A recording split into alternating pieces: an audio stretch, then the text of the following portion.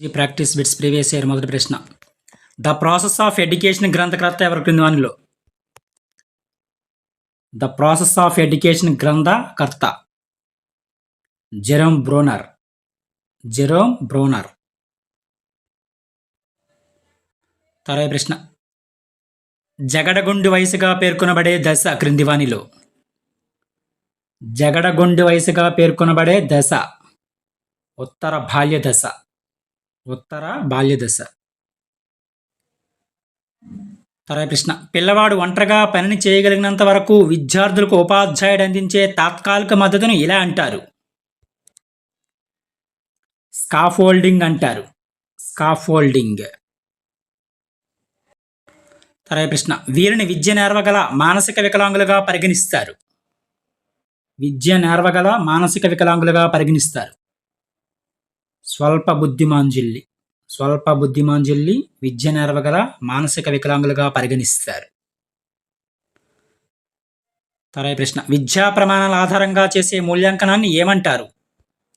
విద్యా ప్రమాణాల ఆధారంగా చేసే మూల్యాంకనాన్ని సంగ్రహణాత్మక మూల్యాంకనము అంటారు. సంగ్రహణాత్మక మూల్యాంకనము అంటారు.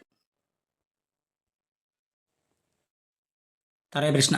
సారిక ఉపాధ్యాయుని బహుమతి పొందడానికి హోంవర్క్ చేస్తుంది. ఇక్కడ ప్రేరణ బహిర్గత ప్రేరణ. ఇది బహిర్గత ప్రేరణ. తర్వాయి ప్రశ్న. ఈ క్రింది వానిలో గృహ వనరులు. ఈ క్రింది వానిలో గృహ వనరులు నివాస ప్రాంతము, సాంఘిక స్థాయి అనేవి గృహ వనరులు. తర్వాయి ప్రశ్న. చైతన్య మానసిక వికాసం సరిగ్గా లేకపోవడంతో నైతిక, సాంఘిక వికాసాలలో వెనుకబడి ఉన్నాడు.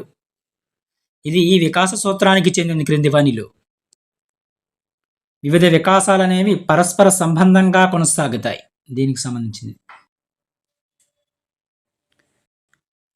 తర్వాయి ప్రశ్న. విద్యార్థులలో విమర్శనాత్మక ఆలోచనను, సమస్య పరిష్కార నైపుణ్యాలను పెంపొందించే నమూనా క్రింది వానిలో?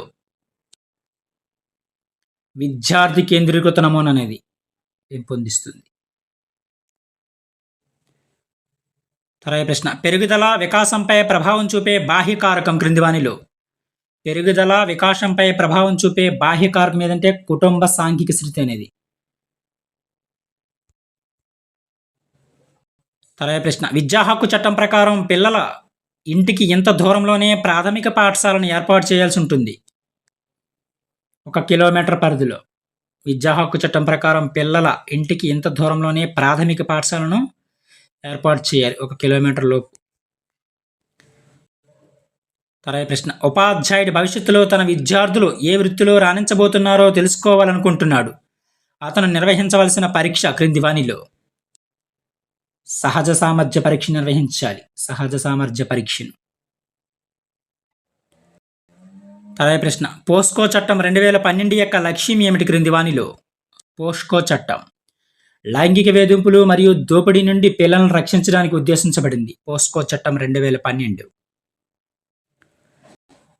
తర్వాయి ప్రశ్న. నేర్చుకున్న విషయాలను కొత్త పరిస్థితుల్లో ఉపయోగించగల సామర్థ్యం ఈ రంగానికి సంబంధించింది. జ్ఞానాత్మక రంగానికి సంబంధించింది. తర్వాయి ప్రశ్న. ఈ క్రింది వానిలో విస్మృతిని కలగజేసే కారకం ఏది? విస్మృతిని కలగజేసే కారకం జోక్య. జోక్య కారకం. తర్వాయి ప్రశ్న. జీన్ పియాజే ప్రకారం సంజ్ఞానాత్మక వికాసం వెనుక ఉన్న ప్రాథమిక ప్రేరణా శక్తి సమతుల్యం. సమతుల్యం. తర్వాయి ప్రశ్న. ఈ ప్రత్యక్ష నియమం ప్రకారం వ్యక్తులు ఒకే విధమైన లక్షణాలు కలిగిన వస్తువులను ఒక సమూహంగా గ్రహిస్తారు. ఈ ప్రత్యక్ష నియమం ప్రకారం, సామ్య నియమం ప్రకారం. తర్వాయి ప్రశ్న. ఒక చిత్రం, వీడియో, పాట, కార్యక్రమం ఈ రూపంలో నిల్వ చేయబడతాయి. ఫైల్ రూపంలో నిల్వ చేయబడతాయి. తర్వాయి ప్రశ్న. ఈ మంత్రణాన్ని సహాయార్థి కేంద్రీకృత మంత్రణం అని కూడా అంటారు. ఈ మంత్రణాన్ని సహాయార్థి కేంద్రీకృత మంత్రణం అని కూడా అంటారు. అనిర్దేశిత మంత్రణాన్ని, అనిర్దేశిత మంత్రణను సహాయార్థి కేంద్రీకృత మంత్రణం అని కూడా అంటారు. తర్వాయి ప్రశ్న. ఈ పద్ధతిలో పరిశీలకుడు మరియు పరిశీలింపబడేవాడు ఒకరే. అంతఃపరిశీలన పద్ధతిలో.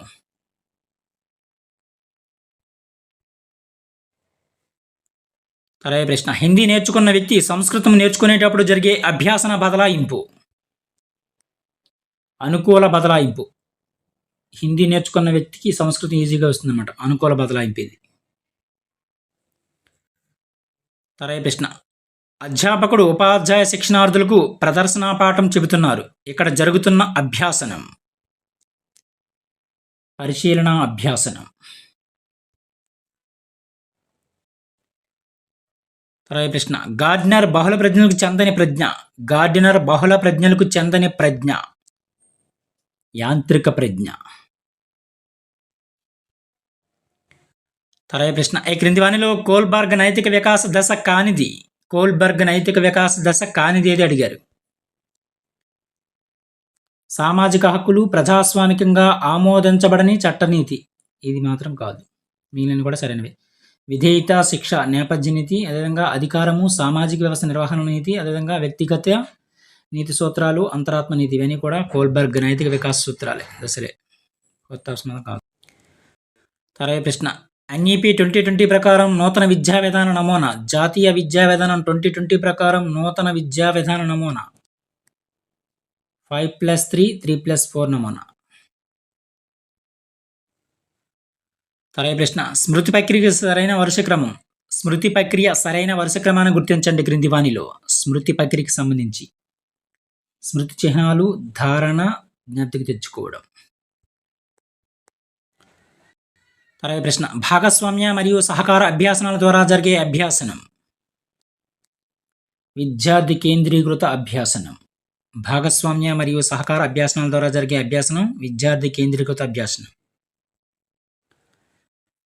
సరైన ప్రశ్న. విద్యా ప్రణాళికకు అనువైన అవసరాల కోసం వెబ్ వనరులు మరియు సహకార పరికరాల వ్యవస్థీకృత వినియోగాన్ని ఇలా అంటారు. టెలికొలాబరేషన్ అంటారు. టెలికొలాబరేషన్. సరైన ప్రశ్న. మనలోని సామర్థ్యాలు, ప్రత్యేకతల గురించి మనకున్న సాక్షాత్కారమే ఆత్మభావన. సరైన ప్రశ్న. ఆదర్శ సూత్రం ప్రకారం పనిచేసే మూర్తిమత్వ నిర్మాణ ఉప అంశం క్రింది వానిలో.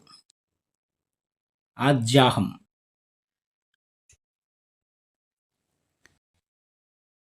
వ్యక్తిలోని దీని వలన ఏర్పడిన ప్రవర్తనా మార్పులను అభ్యాసనంగా పరిగణించం. పరిపక్వత వలన ఏర్పడిన ప్రవర్తనా మార్పులను అభ్యాసనంగా పరిగణించరు.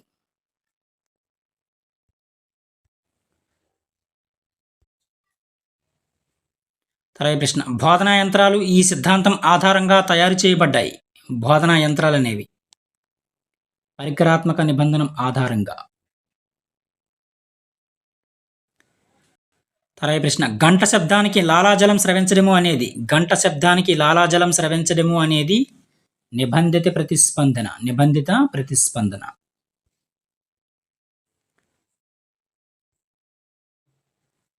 సరైన ప్రశ్న. పీఠభూమి దశ యొక్క లక్షణం ఏమిటి. పీఠభూమి దశ యొక్క లక్షణం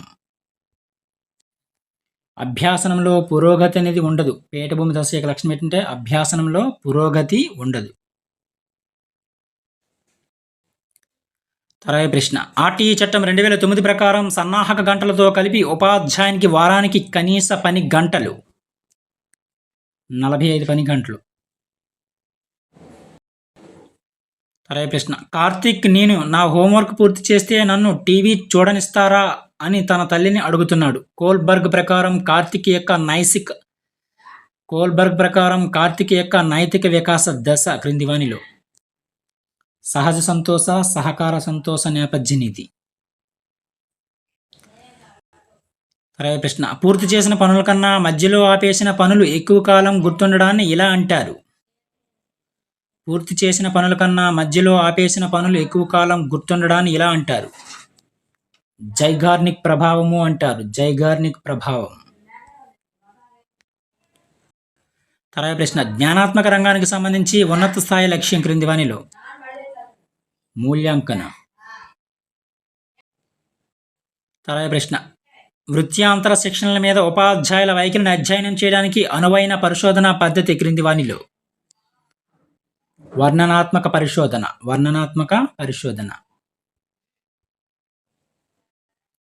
తర్వాత ప్రశ్న టీచింగ్ యాప్టిట్యూడ్ టెస్ట్ ఈ సహజ సామర్థ్యాన్ని అంచనా వేయడానికి ఉద్దేశించబడింది. వృత్తి సంబంధ సహజ సామర్థ్యాన్ని అంచనా వేయడానికి ఉద్దేశించబడింది టీచింగ్ యాప్టిట్యూడ్ టెస్ట్ అనేది. తర్వాత ప్రశ్న స్కిన్నర్ మరియు పావలోవ్ ప్రయోగాలు ఈ రకమైన పరిశీలనకు సంబంధించినవి. నియంత్రిత పరిశీలనకు స్కిన్నర్ మరియు పావలోవ్ ప్రయోగాలు. తర్వాత ప్రశ్న సమీకృత ప్రకల్పంలో విషయ సమాచారం అనేది అనేక విషయాలకు సంబంధించి ఉంటుంది. తర్వాత ప్రశ్న మొదటి పాలపన్ను ఏర్పడే దశ శైశవ దశ.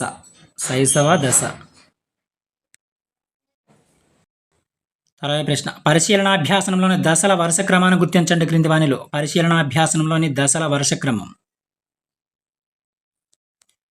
అవధానము, ధారణ, పునరుత్పాదన, పునర్భలనం.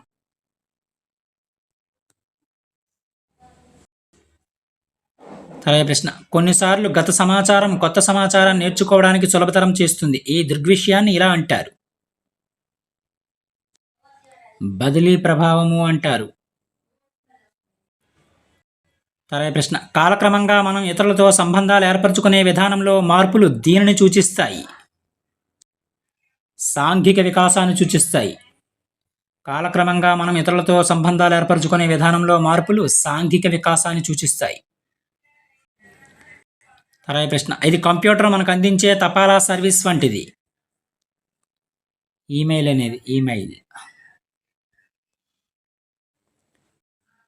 తర్వాత ప్రశ్న ప్రశ్నలు అడగడము, వివరణలు ఇవ్వడం అనేవి ఈ బోధనా దశలో జరుగుతాయి. ప్రశ్నలు అడగడము, వివరణలు ఇవ్వడం అనేది పరస్పర చర్యాత్మక దశలో జరుగుతాయి. తర్వాత ప్రశ్న అనిర్దేశిత మంత్రణంలో సహాయార్థి నిర్ణయం తీసుకుంటాడు. అనిర్దేశిత మంత్రణంలో. తర్వాత ప్రశ్న పిల్లలు 85% కంటే ఎక్కువ మెదడు అభివృద్ధి ఈ వయసు కంటే ముందే జరుగుతుంది. 6 సంవత్సరాల వయసు కంటే ముందే జరుగుతుంది అన్నమాట. తర్వాత ప్రశ్న MOOCని విస్తరించండి. మాసిన్స్ ఓపెన్ ఆన్లైన్ కోర్సెస్. తర్వాత ప్రశ్న విద్యార్థులకు ఉపాధ్యాయులకు ఫీడ్బ్యాక్ అందించే మూల్యాంకనం. అభ్యాసనం కొరకు మూల్యాంకనం. తర్వాత ప్రశ్న పిల్లవాడు పరిసరాలకు తనకు అనుగుణంగా అమలుచుకునే సంజ్ఞానాత్మక ప్రక్రియని ఏమంటారు?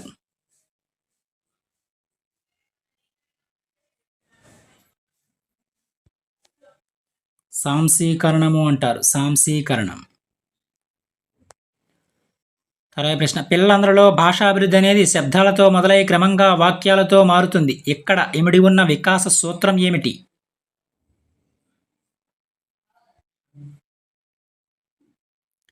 వికాసం అనేది ఒక ఖచ్చితమైన నమూనాను అవలంబిస్తుంది. వికాసం అనేది.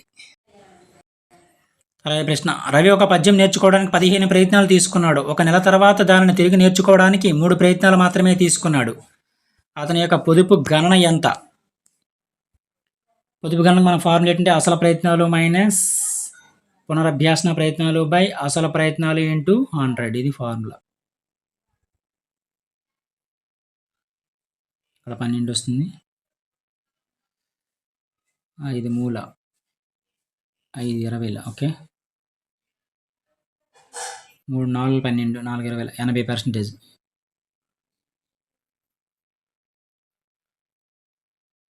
3 4 4 20 80 80%. తర్వాత ప్రశ్న ధారాళత, నమ్యత, వాస్తవికత అనేవి ఈ అంశానికి చెందిన మూలకాలు. సృజనాత్మకత క్రియేటివిటీ. తర్వాత ప్రశ్న MS వర్డ్లో టెక్స్ట్ను డిలీట్ చేసేందుకు సరైన పద్ధతి క్రింది వానిలో. కర్సర్ టెక్స్ట్ మొదట్లో ఉంచి డిలీట్ నొక్కాలి. తర్వాత ప్రశ్న ఈ దశలో అభ్యాసనం చాలా వేగంగా జరుగుతుంది. ప్రారంభ స్ఫూర్తిలో. తర్వాత ప్రశ్న ఎడ్యుకేషనల్ డిటర్మినిజం అనే పుస్తకాన్ని రాసింది ఎవరు క్రింది వాణిలో? డబ్ల్యూసే బాగ్లే రాశారు. ఇవి కొన్ని ముఖ్యమైన సైకాలజీ ప్రాక్టీస్. Thank you.